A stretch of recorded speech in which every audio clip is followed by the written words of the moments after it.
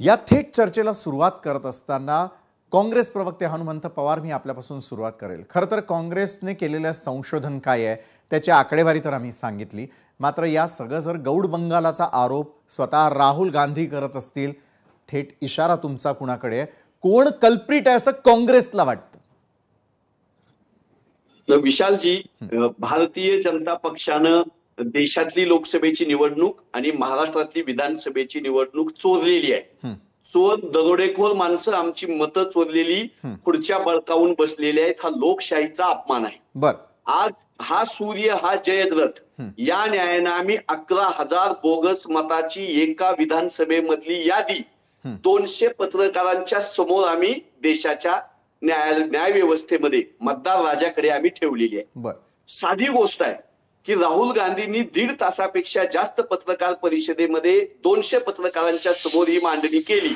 माझं खुलं आवाहन आहे या देशाचे पंतप्रधान नरेंद्र मोदी साहेबांनी टेलिप्रॉम्प्टरच्या शिवाय निवडणूक आयोगाची बाजू मांडण्यासाठी यावं, कारण त्यांच्या पक्षाचे महाराष्ट्रातले मुख्यमंत्री देवेंद्रजी फडणवीस विनाकारण निवडणूक आयोगाला आम्ही प्रश्न विचारल्यानंतर तिळपापड होऊन तोंडाला येईल ती बरळ अशी भाषा बोलत आहेत। साधं म्हणणं आहे की एकच लोकसभेचा मतदारसंघ बेंगलोरमध्ये आम्ही घेतला, त्याचं कारण निवडणूक आयोगानं मशीन रिडेबल फॉर्मॅटमध्ये आम्हाला याद्या द्यायला नकार दिला।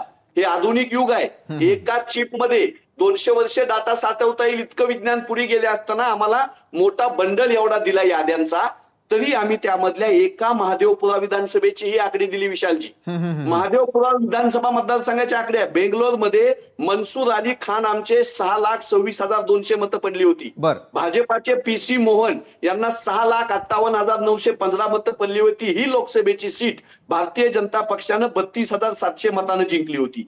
या 32,700 मताची लीड त्यांना जी आलेली आहे हे आम्ही तपासत असताना निवडणूक आयोगानं दिलेल्या मतदार याद्यांमध्ये आम्ही 1,240 बोगस मतदान पकडलं आणि त्याचं विवरण दिलं। आता ही ते विवरण आमच्या समोर आहे, देशातल्या माध्यमांना समोर दिलं आम्ही की डुप्लिकेट मतदार 11,000 आहेत, खोटे पुरावे 40,000चे आहेत। एकाच ऍड्रेसवर 100, 200, 70, 80 मतदान असलेले 10,000 मतदार आहेत, ज्यांचा फोटोच नाही असे 4,000 मतदार आहेत। आणि फॉर्म 6 भरून 70, 75, 80 वर्षाच्या लोकांनी पहिल्यांदा मतदानाला निवडणुकीला जातो म्हणून फॉर्म भरला आणि मतदान केलेलं आहे।